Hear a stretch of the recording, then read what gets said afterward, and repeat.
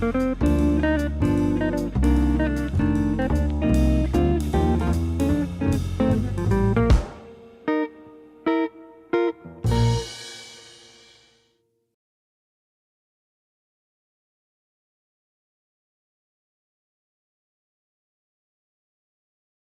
we're at the TCSTV live dream team tonight. Working behind the scenes, we have Jeff and Drew. Thank you so much for tuning in for bird photography techniques with Kyle Marquardt, who we're going to introduce in a little bit.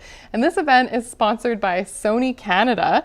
And the best part about live streams is being able to interact with all of you. We have some guests here tonight that are in the store, as well, of course, all of you guys at home who tuned in from all around the world. We have somebody here from New Zealand, lots from across Alberta, and it's great to see, especially when we're in the Battle of Alberta Flames game against the Oilers. So thanks for watching or watching in tandem. Now, of course, you can ask questions in our live stream chat on YouTube, but if you're not logged in, we also have the option for you to email me. So my email address is evelyn@thecamerastore.com, and you're welcome to ask questions either on YouTube or just send me a note.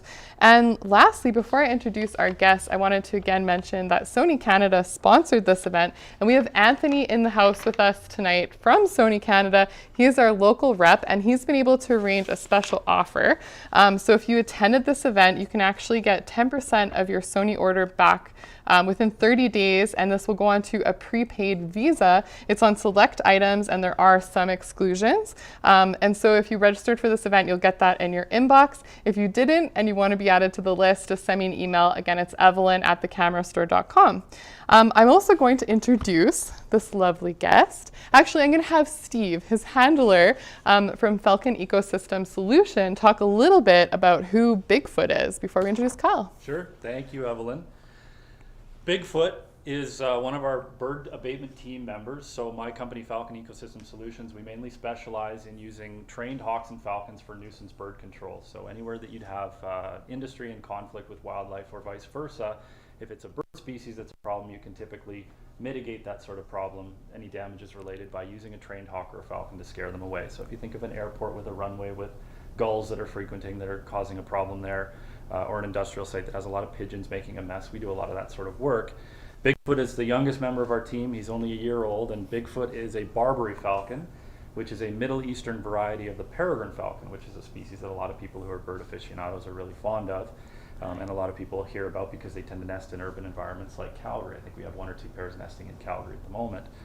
Bigfoot's a captive bred bird. He comes from a breeding project in Ontario, and we received him when he was about 21 days old. He came to us last May, on May 21st. He was born on the 1st of May, so we just turned 1.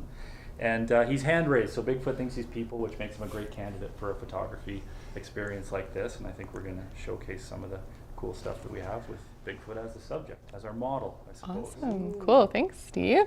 And so if you don't know, our instructor tonight is Kyle Marquardt, and he's a commercial and nature photographer based in Canada, and he has work that's been published in National Geographic Travel. And he's also proud to have been commissioned to document and promote successful land conservation projects for NGOs like the Nature Conservancy of Canada and Ducks Unlimited. And his role as a photography guide helps him escort artists, enthusiasts, and photographers alike to places like the Arctic, Antarctica, Africa, and of course the Rocky Mountains, which is his home. And so I just want to say welcome, Kyle. We're always so happy to have you as part of the Camera Store events. Thank you. Yeah, and I'll let you take it away and share some bird photography techniques and be able to show you guys some demos with our friend Bigfoot. And for our in-house audience afterwards, we'll also give you the opportunity to test out some gear. So we'll go kind of towards the back of the store and be able to try it out. Sorry for those at home, you won't be able to have that opportunity. You'll just have to come next time. Even you from New Zealand. Yeah, so why don't you go ahead and get started, Kyle? All right. Well, hello. Yeah, so I'm a commercial photographer in Calgary. But also I've got a lot of experience being a photography guide in the polar regions, over 100 expeditions or so. I've stopped keeping track. But it's absolutely wonderful to be back home in Calgary. And that's what I'm mostly going to be talking about, is shooting here what's close to home. Part of the goal of this, when I set out to this, is I wanted to find some fresh images of what it's like right here, right now. So I couldn't do it 2 months ago or a month ago. I had to do it 2 weeks ago when it started snowing again, because that's what it does. So I'm so happy to see how sunny it is these days. There's so many opportunities right now in the city itself. Yeah, so most of these were taken within like the last 2 weeks, and I really wish I was out shooting these last few days because the weather has been amazing, so much better than what I was shooting in. But this will at least cover what it might be like in some pretty rough situations as well.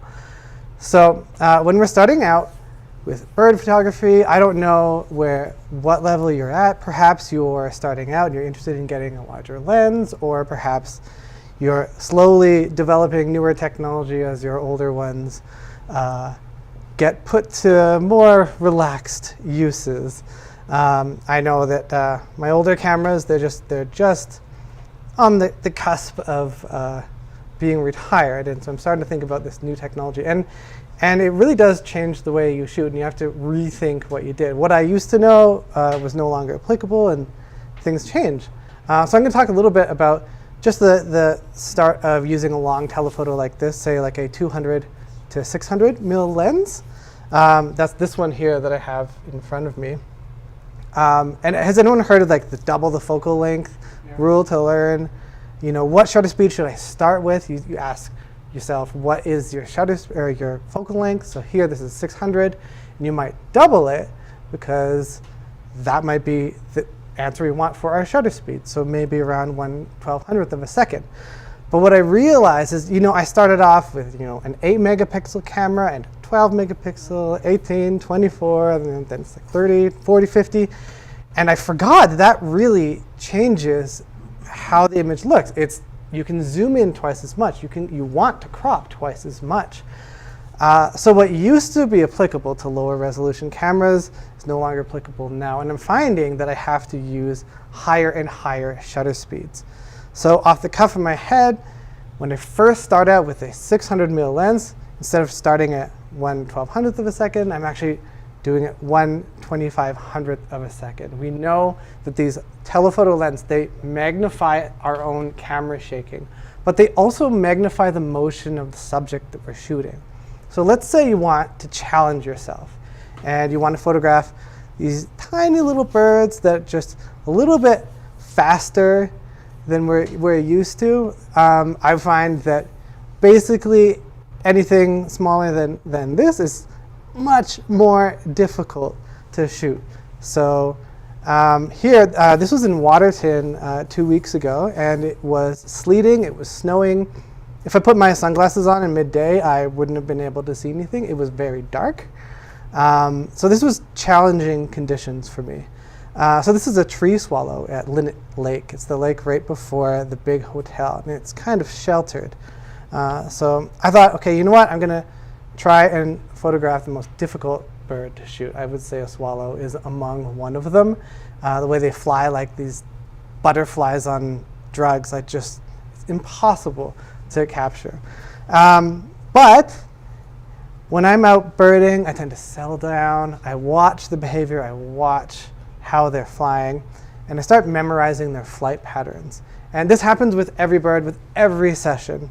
I think that your heart rate should be around like 60, 70 when you're out birding, because you're going to go there and you're going to stand and you're going to watch for a long period of time to see what's coming and going every 1 minute, 5 minutes, 10 minutes. So I spend a lot of time just standing around watching. My camera is laying on my body, it's slack, I'm not picking it up because I'm just taking in the behaviors here. And I talk about, I'm kind of a broken record with that, but I do it all the time. And that just makes shooting with these birds so much more relaxing, and it allows you to focus and start thinking about some of the more technical things. Because if you're not into the technical stuff, then it can seem like a challenge at first. So having a relaxed state of mind helps you both understand the bird's flight pattern so that you can track them better, and then of course focus on your settings. And these are settings that I wouldn't have used with my older cameras. I remember I used to never shoot above like ISO 800 because my image would be so noisy. And now with these newer cameras, these are shot on the Sony A1. It's a 50 megapixel camera, and I think all but one of these images I'll always show full frame, not cropped. So this one's not cropped here, and this is probably how I would crop it here. And the interesting thing is that when I was out here looking at them, it was so dark, the weather was so bad. I didn't know what bird that was. I had no idea. Until I looked in the camera and I saw the bright blue colors. I was like, oh, okay, great. That's a common tree swallow, but beautiful. That's fantastic. And I was using Sony's AI tracking feature, and I was getting about an 80% hit rate. And that's kind of unheard of for me. I was using my older cameras, my 4-year-old, 5-year-old cameras from Canon or Sony. I would have a 5 or 10% hit rate. But I'll go more into depth on these AI tracking features that have really changed the game. And most of the time, when I want an identification photo, then I want a fast shutter speed. So I started around 1/2000th of a second, and sure enough, that was fast enough to capture that rapid wing beats. But depending on what the bird is doing and what kind of bird it is, you might be shooting anywhere from 1/50th.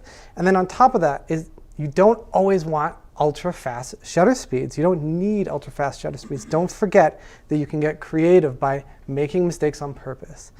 So these type of images where I'm shooting at 1/100th of a second is basically illegal. You'll get motion blur like crazy, but you're tracking your subject. They're just so vibrant. The images have a sense of motion. I love shooting like this. And I find even with all the fancy technology, if I'm taking 1,000 photos, I'll probably get 5 that I like. It's maybe 1% of those images end up being good. The reason photographers are known as taking good photos is because we take thousands of awful images and we only show the very, very best. So this is part of the process. When I go out to shoot birds in flight, I know that I'm going to be throwing away a lot of images. This is just part of the process. I know that I'll have to go through those images and find the very best ones, but there are ways of going through them a lot quicker these days. Lens stabilizer modes, is everyone familiar with those lens stabilizer modes? A lot of us have had 1 or 2 stabilizer modes, and mode number 1, everyone kind of knows about. It's when your camera is perfectly still, it's trying to counteract any accidental motion that you might be introducing by camera shake, and you're not moving. And as you progress up the numbers, you're just having more active imagery. So mode number 2 is for panning shots. So the last images that I shot, I'm almost always in mode number 2. The camera knows that I plan on sweeping my arms from left to right or right to left, and it's going to try not to overcompensate for that left-right movement. And that is much more likely to have some part of the subject a little bit with less motion blur. And then number 3 is a new one with a lot of cameras.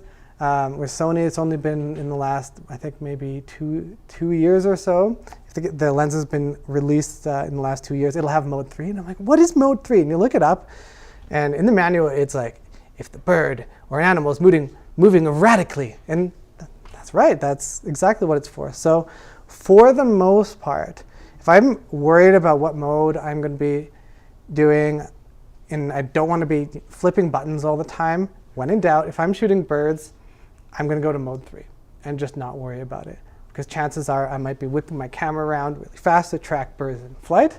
Mode 3 is best for that. So most of the time, I'm in mode 3 for that. And then the focus limiter.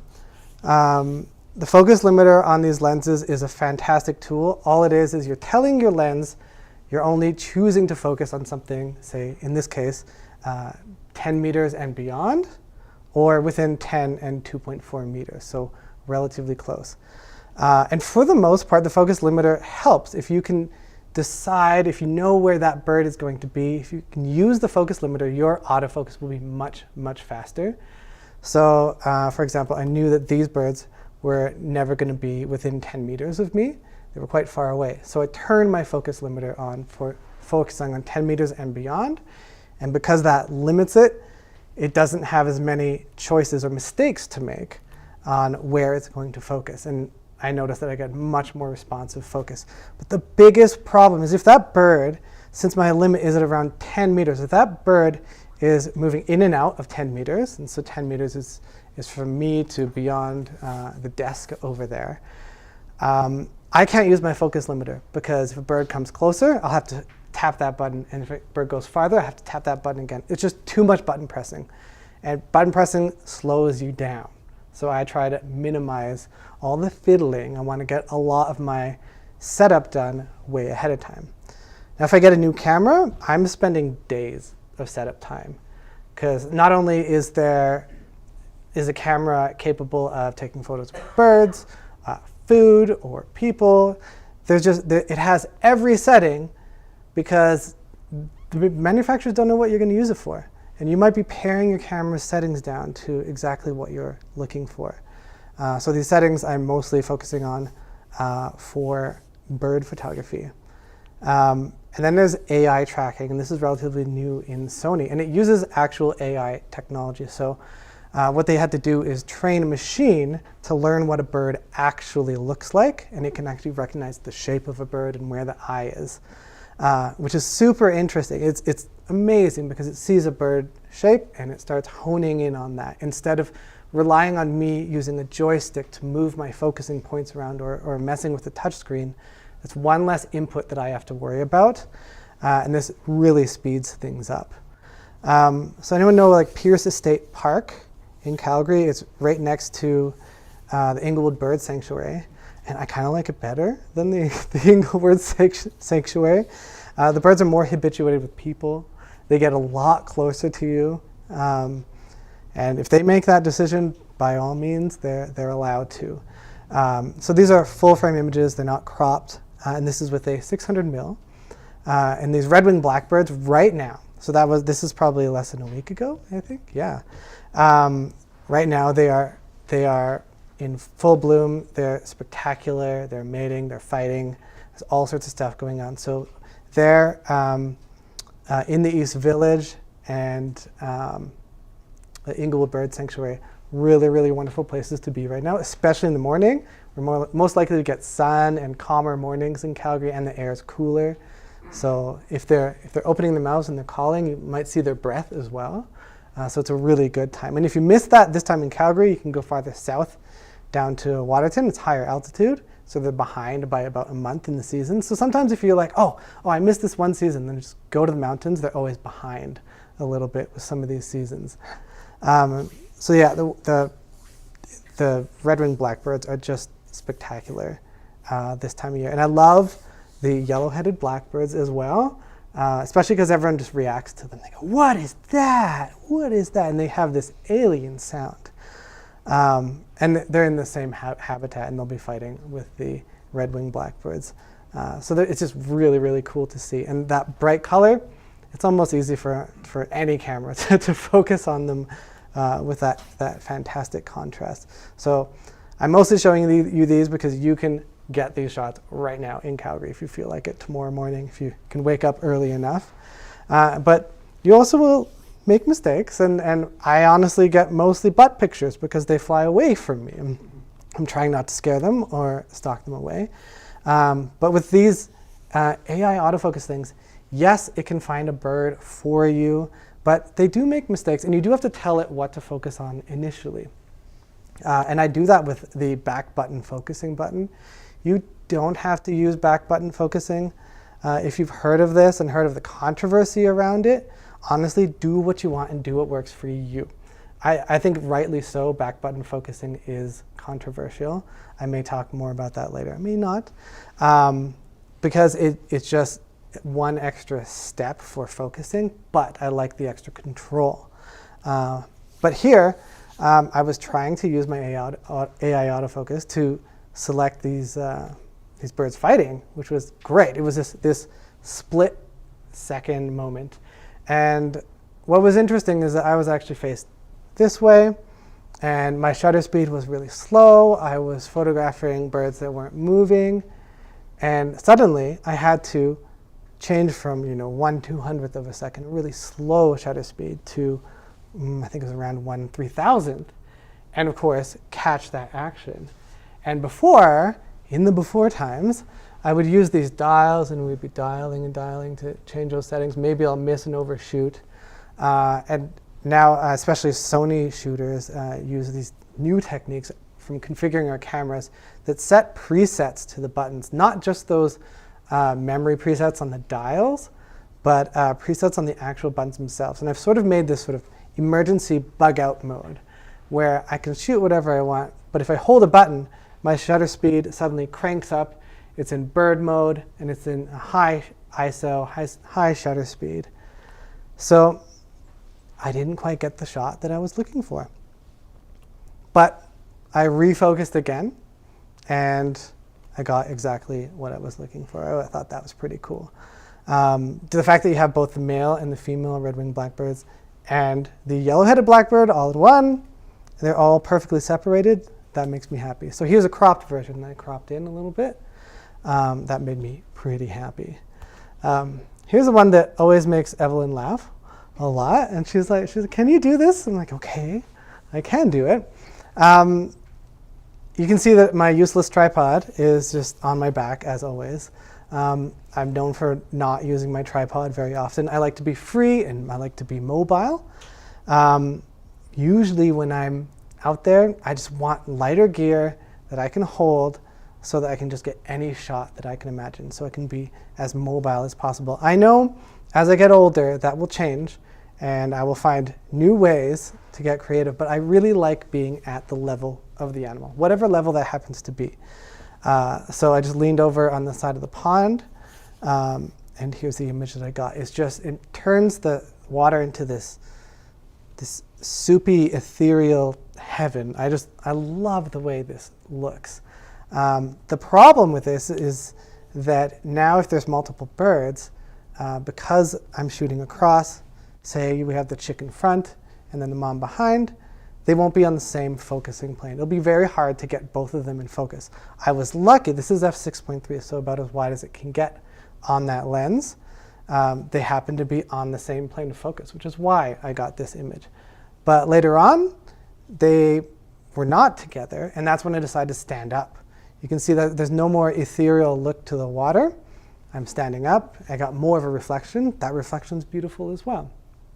I was trying to go for something different. I wanted the chick, perfectly hugged into that middle reflection of the mother mallard duck in here. But didn't happen, so maybe next time. But yeah, you can see that even though I increased the aperture to f13, both of them aren't perfectly in focus, but maybe I'm okay with that. But I did increase the aperture to f13. I had to use a really, really high ISO so that hopefully both of them are in focus. And there's more of the background in focus. And what I thought was really interesting is normally the last photo I take is the best one. In this case, it was the first one. It just happened to be because of the light and the way they were facing. Those mallards were spinning and turning, and even just turning 1 inch, the light would change. And so it turns out, even though I had more time to change my settings and hone in what I wanted, the first image ended up being a lot better. And that's the fun of it. Like, when I go out into taking photos of almost anything, I have no expectations of myself. I go out to try and see what happens, see what Mother Nature shows me, see what I learn from myself. It's just always exciting to see what happens. Otherwise, you just set up yourself for disappointment. You go when it's snowy and the weather's bad, then you have more chances to try something next time. There's also AF tracking sensitivity. I know Canon has these options as well. And these settings are pretty awesome. That's actually totally out of order. But AF tracking sensitivity, there we go. What it means is that once your camera has locked onto a bird, say the bird is in the sky, so you've locked onto the bird, you have the focus, that's great. If you have your tracking sensitivity to locked on or 1, and forgive me for Canon shooters, I know that there's a different terminology for this, but what it means in regards to bird photography is that you have less of a chance of your lens hunting or choosing to focus on what comes into the frame. So it's going to try and grab onto that bird and stay on that bird. I think that's preferable. So I like these settings more. That way you might start getting more creative images. In the past, if a bird flew behind the trees, I would have no chance of having it in focus. Now it stays in focus. So that's really creative and really interesting. So I'm just going to actually switch from PowerPoint to the camera. And let's see if this goes without a hitch. I'm going to show just a lot of things that I discussed, but let's do this in reality here. So first, I'll start with the different postures that Evelyn thinks is very funny. But I'm going to do it as long as I'm physically able to. Now, for the longest time, now normally I'm very nimble. This wireless setup is very heavy. So forgive me if I look like I don't know what I'm doing, because this is difficult. But I'll go with just the posture first so that you can get ready. Maybe we've all seen different versions of this, and I think it's always worth thinking about because I forget it. I forget it as well. Often when I'm shooting, I might be like this or like this. Oh yeah, like enjoying that. But I'll forget that my elbows are flying around. So you often want your elbows nice and close, touching your body, if you can do that. I know one day that might change. I really don't want it to. Oh, that's cool. I love that. But yeah, if the bird is on my level, like with Bigfoot here, I would have no need to kneel down or anything. But if the bird was down on the ground, I want to be down on their level.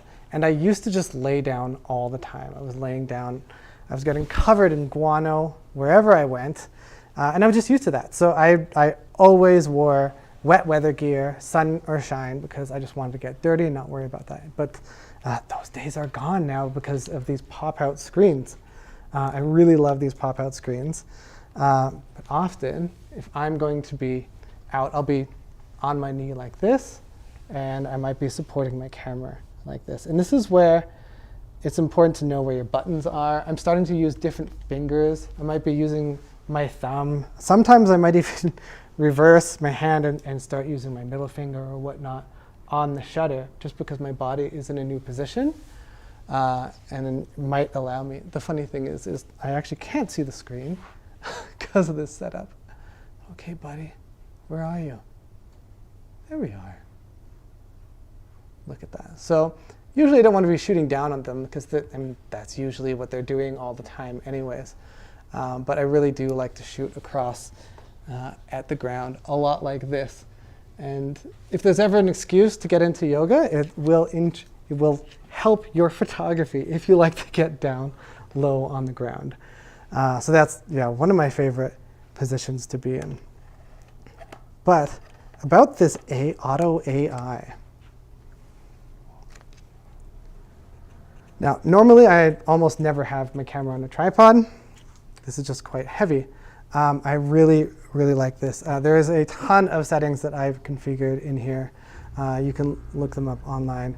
But I'm using the AI almost all the time. I really, really love it. And what it's doing is it recognizes the shape of a bird. Are you looking at the screen? Oh my God, you silly bird. Don't attack the screen. You can see that as I'm focusing, and I'm using the back button focus button, it doesn't matter which focus button you're using, but it's constantly tracking him. And I can zoom in, zoom out, and it has to autofocus even when I'm zooming.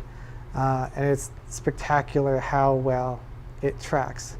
I can track away like that. But let's say, I was looking in this other direction here. I wasn't focused on him. I didn't know he was there. And oh, look at that. There's this person here. Now I can tell the camera three things. I'm photographing animals, birds, or humans. So I've set up a quick button. There's these custom buttons on the back of the camera. And I said, okay, well, I want to photograph this person. Oh, look at that. Is that Lady Gaga? Who is that? I don't know. But you can see it's focusing on her eye, knows that's a face. And if I really quickly want to go to the bird and the bird's really close, I switch to bird mode and go back to him. Human mode, let's find a human. Oh, maybe not. But what I'm doing, every time you see that green square come back, I'm pressing my focus button. So it's not happening automatically, I have to initiate it. And if it gets it wrong, like you saw those blurry images before, I'll just have to reapply that button. So it's not perfect, but it is really close to perfect. Now, if I was shooting here, oh yeah, so let's say that Bigfoot was flying or fighting. And you can see that my settings are not very appropriate for flying or fighting birds. That's 1/100th of a second.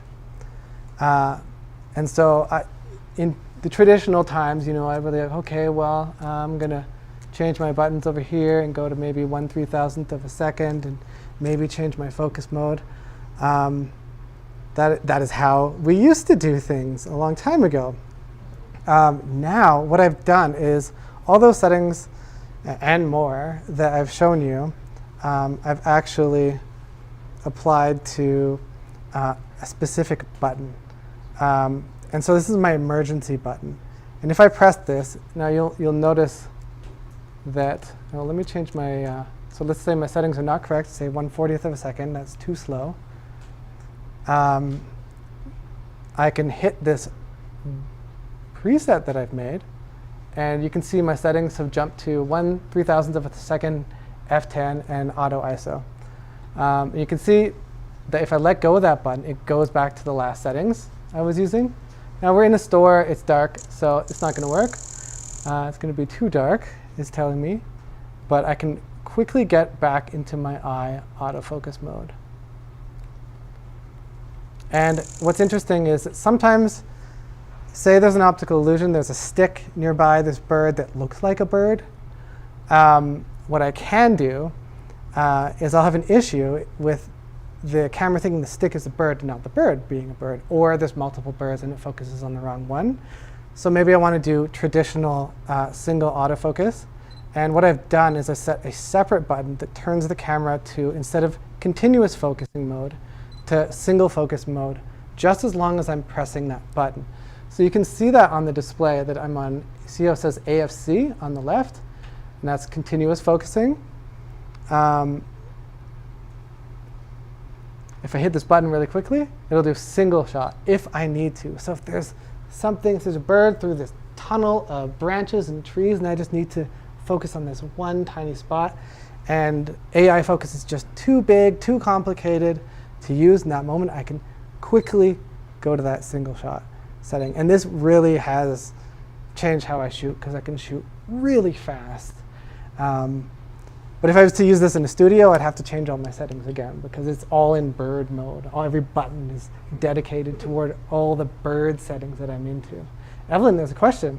Yeah, so keep the questions coming in the live chat. We'll start with one from Tech Inspected.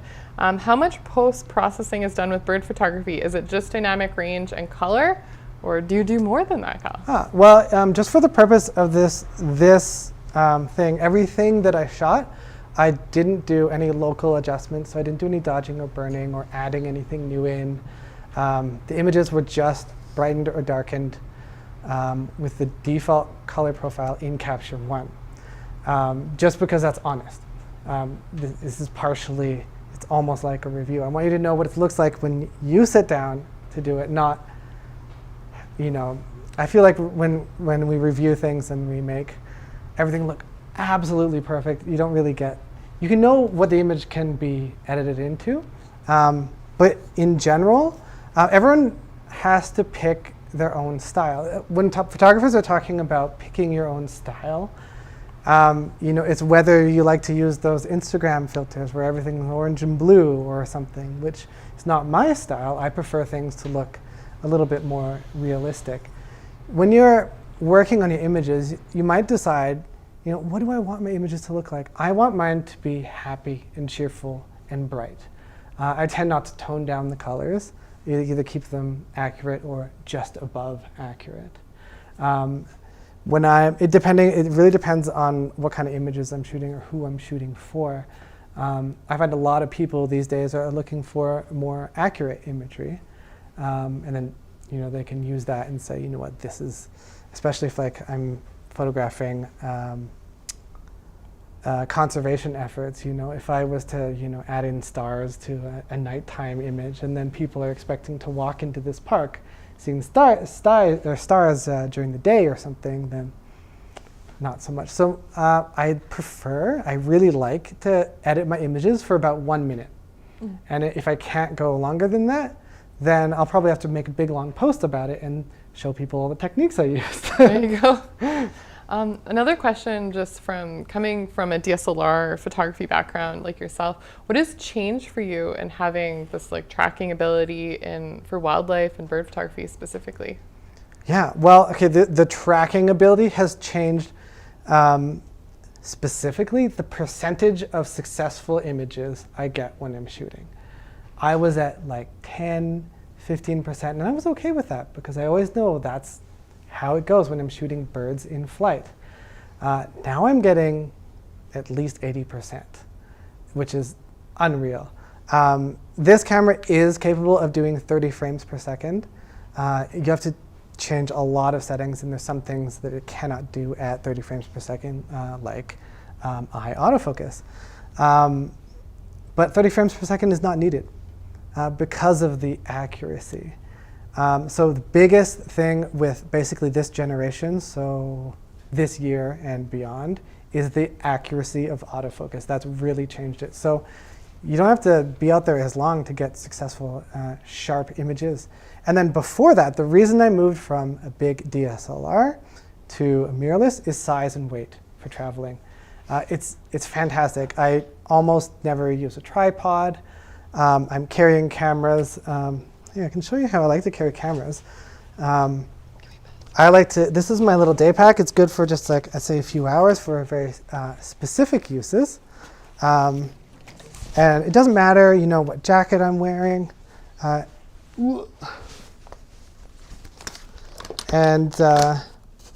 Take a camera. It's my invisible camera. And I might just leave it like this. And this weighs nothing. I can go hiking forever with a camera like this. I don't think I have a clip on this one, but say a 100 400 actually is just fine on here with me. So if I need to, I can dual wield. The lightness and usability is great. And if I did have larger cameras like I used to, I would need larger bags. I'd need much bigger bag like this, and I would need much bigger Pelican case for the car or for boats or ships. I like the Pelican case because if I'm on a boat, I want to be able to be waterproof at any given time. Whether it's a sea line bag, but I really like this because everyone really respects you when you have a Pelican case because it's big. Yeah. Another question from the chat here is, and I know you're going to like this one, Kyle. Oh. Do you use any of the buttons associated with the lens? Can you talk a little bit about how you like to use the focus? Yes, I do use the buttons on the lens. This is the most genius thing.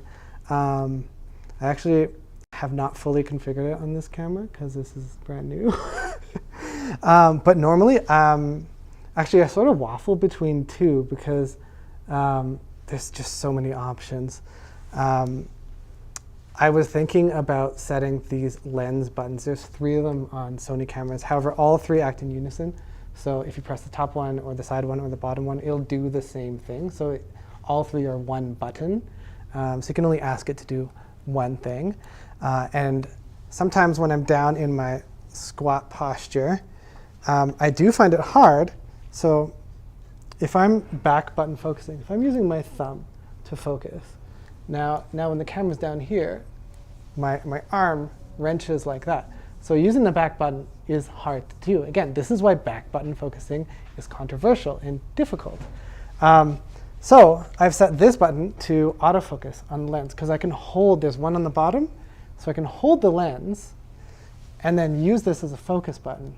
I could probably use it as a shutter button too. It's actually, the intention of this I think was a shutter button so that you could easily put your camera on a portrait mode and easily take shots with that. But yeah, I've set it to the focus button so I can focus without touching the back of the camera. And then sometimes I'll put my thumb on the shutter and then hold it like this. It's wacky, but it's fun. I like it. Good question. How many millimeter is this? How heavy is this thing? This one is a 200 to 600 mil lens. Yeah. I don't know off the top of the head how heavy it is. Is it heavy or is it like? It's not that heavy. Coming from SLR gear, I don't think it's that heavy. It's pretty reasonable. This one, so the 100 to 400 is very reasonable when I like strap it here. This one's getting to be a little bit much. Oh, there we go. There we go. That's pretty reasonable. Lighter than mine. It's Yes. pretty light. It is very, very light. I don't know what materials they're changing them out for. See, lighter than mine. They used to be, what? Here, let me see, I forget. Yeah, pass it around. Much more expensive Oh, for wow. the other one. Oh, that's a nice lens though, I like it. Yeah. It is pricier, but it's also very specifically designed to work with the Sony algorithm. So it's Yeah. actually ahead of its time in the optical design. And it has different motors and it has these linear high thrust actuators that make it be able to focus as fast as it needs to. Yes, it's worth it. Yes. How do you find focus tracking while zooming in and out? Oh, the question is, how do I find focus tracking while zooming in and out? Really good. It is very good. So yeah, zooming in and out, that's probably nearly, it's like, I would not be zooming that fast very often. It's pretty good. What I also have noticed, it's something that I never used to do because it wasn't that reliable, is I sneak up on birds while keeping them in frame. So I'm going to switch this to full. So I was doing this out in Inglewood Bird Sanctuary because there was this robin that was really upset with the magpies. The magpies were causing a commotion, and this robin was not paying attention to me. And so I just held down the focus, and I walked up to her, and she was chirping, and her feathers were all ruffled and sticking up. And I was just taking photos the whole time because I had no idea when she was about to leave. That's my minimum focusing distance there. So basically, quite good. I never used to do this. I didn't think of that as being a possibility. This should be easier if it's heavier, right?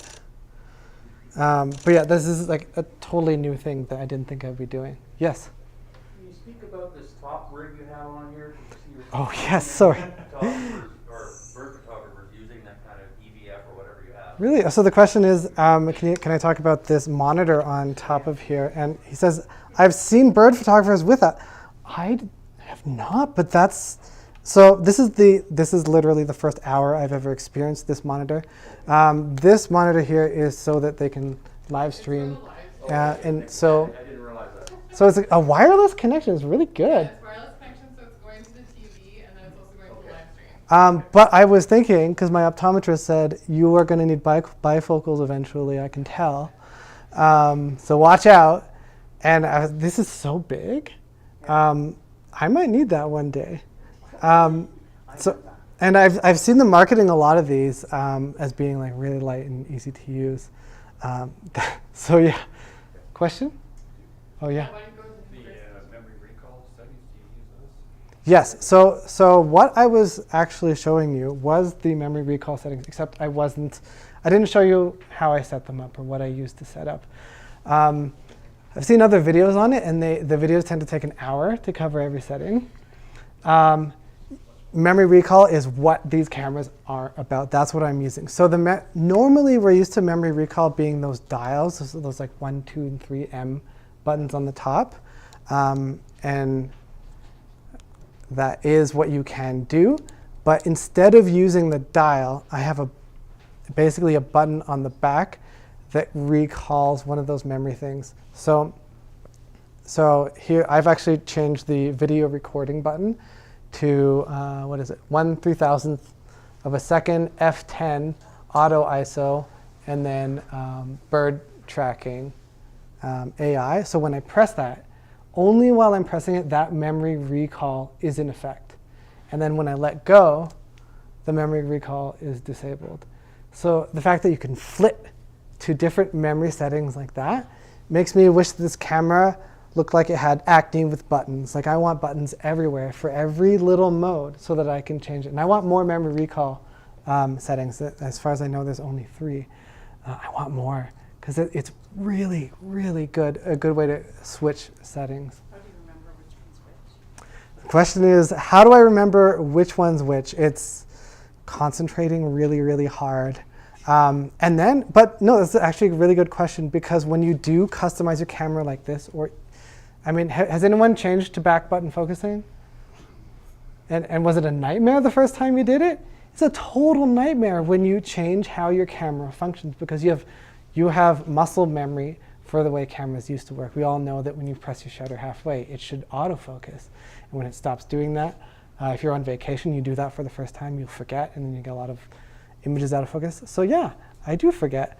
But yeah, basically it's kind of like I sit down and my first week of photo shoots is just me doing garbage photo shoots for myself, acclimatizing to all these settings. And then maybe disable some of the settings because some of them were a big disaster and not a good idea.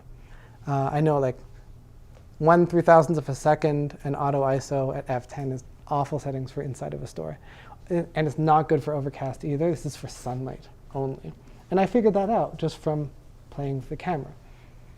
Yeah. So we have a few questions in the chat. One of them here is, do you ever use electronic shutter? And have you found that rolling shutter is a problem with birds in flight? The question is, do I use electronic shutter? And do I find there's rolling shutter issues with birds in flight? I exclusively use the electronic shutter in this camera model, the Sony A1. In my A7R III and A7 III, I use a mechanical shutter. The mechanical shutter always feels nice. This electronic shutter sounds broken, but it's working really, really well. But you get faster shutter speeds, and then at the same time you can see what you're doing. I really like the electronic shutter, and I find that I don't have rolling shutter issues. And if I do, I just think that's what the birds look like, I guess, because... You mentioned you can make it completely silent too. Yes, you can make it completely silent. I figured that would be weird if I was taking photos in front of you and you couldn't tell. So. Another question here from Jason is, what do you recommend for someone that's struggling between choosing an APS-C or a crop sensor camera versus full frame? And which is your preference? For birding, so I prefer full frame cameras, and that might just be bias. It's also the versatility. You have more pixels or bigger pixels in full frame cameras. So yes, you can do bird photography, but you can also do some, star photography, and it's got nice low light performance. You tend to get better low light performance with full frame cameras versus APS-C cameras. And because I like to shoot in challenging conditions, when it's snowing or it's overcast and I want really high shutter speeds, even in daylight, that's basically low light situations. So I prefer that. But on the opposite end, when you get crop factor cameras, your telephoto lenses are increased by a factor of 1.6 usually. So your telephoto lenses are even more telephoto, and it's in a smaller package. Yeah. I have a ornithologist colleague who, she has the Sony, not Sony, she has an Olympus camera with micro 4 thirds. So what is the crop factor on that? Is it like 2 times? She has a very unassuming looking lens, and then she's an ornithologist staring at birds all day. She gets the most spectacular images in almost stealthily, because she looks like she has a small camera and they zoom in so far. So I would be concerned more about low light performance, and that might be what tips me over one or the other. Yes? Yeah. I have a Sony A6400. Yes. Okay. Yes. And I have a kit lens, 75 to 200. Yeah. Okay.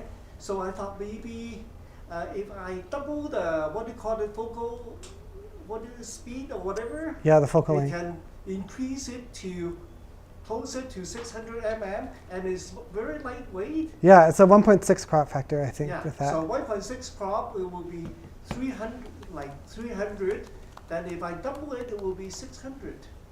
And it will be much lighter weight. Much lighter weight. And if you have like, if you put it, so what he was saying is that he uses a 6400.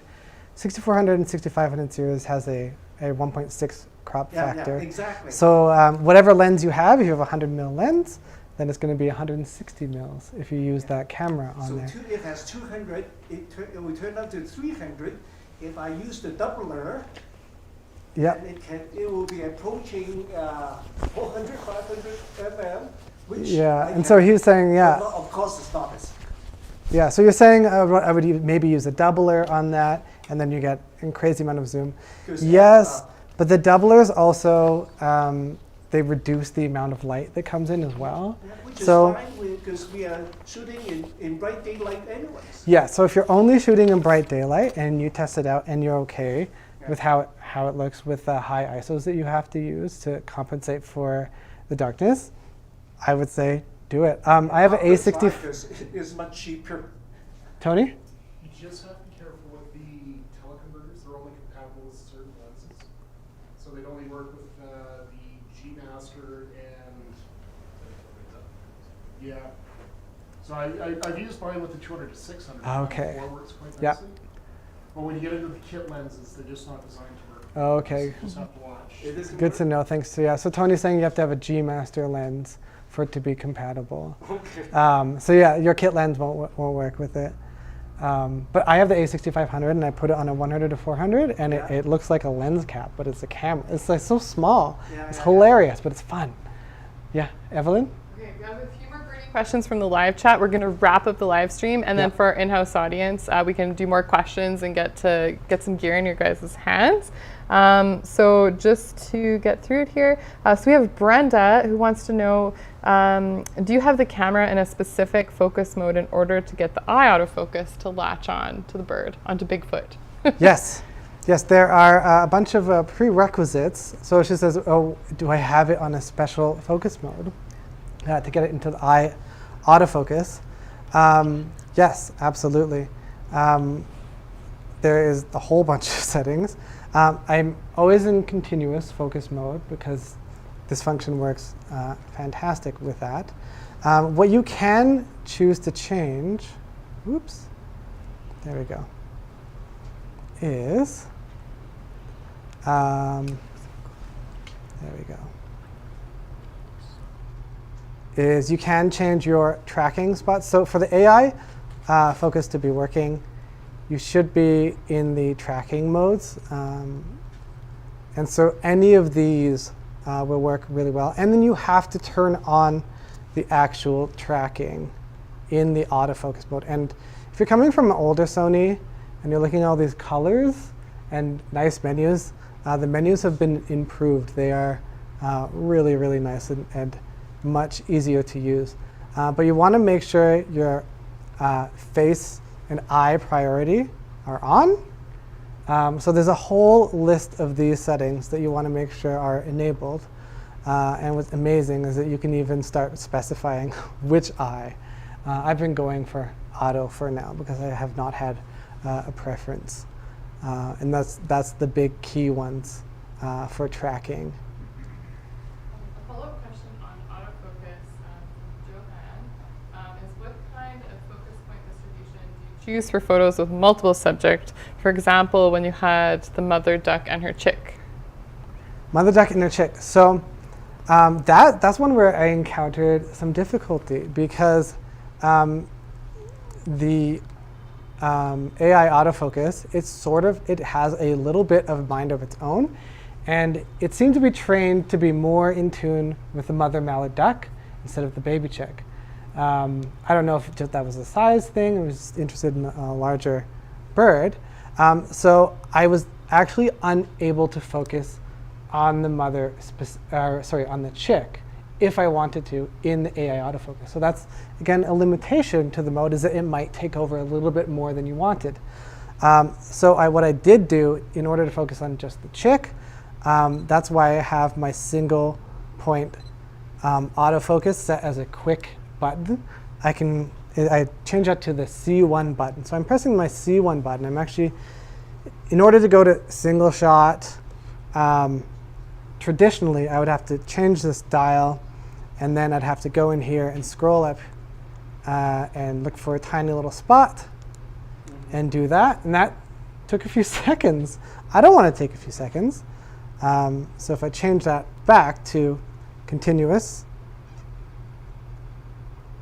and then back to where I was, my problem tracking mode, it's a good tracking mode, is that I just hit the C1 button, and you can see that on the left it went to AFS, or single shot, and it's focusing pretty much exactly where I want to. Even though there's a bird in the frame, I can focus on small parts of the bird, say if I wanted detail shots. So this is why I love these custom function buttons. It's fantastic. So yeah, that was single shot and tiny point mode. I know a lot of people don't like the tiny point mode because they think it's slow, but to me, once you've sped it up by putting on this point in emergency and in times of need, I will use these old-fashioned modes. The last question we'll get to is just on protecting your camera gear. What tips do you have on keeping your gear? That's a good question. That's a really good question. The question is, what do I use to protect my camera gear? Because yeah, when I first started with SLRs, they were just so invincible. You could drop them on cement, and then you get a dent on it, and it looked really cool. It means you're a hardcore photographer. It takes tons of photos. And then you go to resell it, and the dent doesn't look so hot. So yeah, I'm now a little bit more into protecting the cameras. I use glass screen protectors on the back. I love them because you know they're broken because they shatter, and they offer a lot of protection. They're easy to put on. And then I started using these little rubber things. And they're good as long as you don't need serious tripod support. You'll have to cut out the bottom or make sure there is a cutout at the bottom. But it's just like a silicone mold on the outside. And again, I've bumped the cameras into rocks, and I've been very glad. However, what I've found is that even though the camera is protected, the actual case will rub on the camera. So even though the body has never really been exposed to air or anything, I'm getting rub marks on the edges, which makes them still look cool and old, but when I go to resell them, people might not appreciate that. And I'm becoming more sensitive to that whole need. So now I think next time I get a camera, I'm gonna get a D-brand skin or something like that, which is just a sticker that you can put on all the skin. I don't know if I'm that good at applying stickers. It's a lot of area. And then covered in this, and then maybe I won't get scuffs, and then I won't get dents. But so far, I know how to stop dents and not scuffs. Awesome. Okay, well, last question for our live audience is, where can people find more of your work, Kyle? Oh, you can find more of my work on kylephoto.com, KYLEFOTO. Awesome. Yeah. Perfect. And for the live audience at home, thank you so much to Kyle and for Sony Canada for sponsoring this event. If you missed earlier, if you've registered, we'll send you a special offer from Sony Canada, thanks to Anthony, who's at the store with us tonight. And if you didn't, you want to get in on that, it's evelyn@thecamerastore.com, and I'll happily add you to the list if you're in Canada. And of course, if you want to see more of our TCSTV live events, please make sure that you hit the subscribe button as well as the notification bell, or you can head over to thecamerastore.com, click on events, and we'll have all of the information there. Until next time, we hope to catch you guys again very soon.